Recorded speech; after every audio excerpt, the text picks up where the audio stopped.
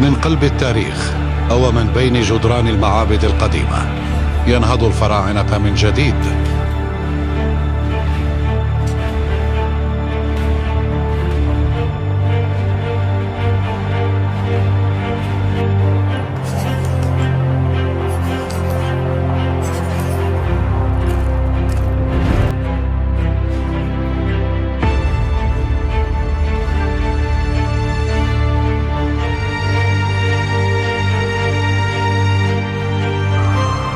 ويستعدون لمواجهة من يقف في طريقهم.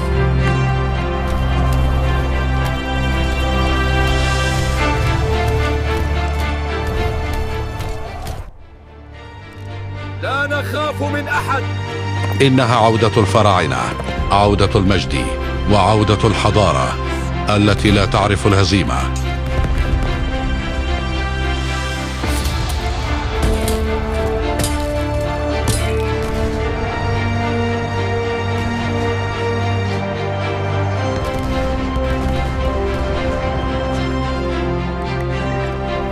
لقد لديهم داعمون.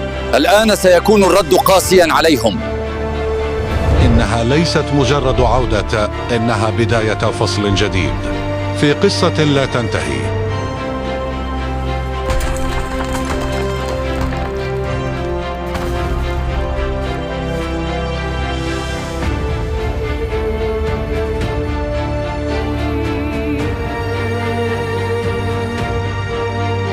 مش حاكم مصر قال لكم مصر خط أحمر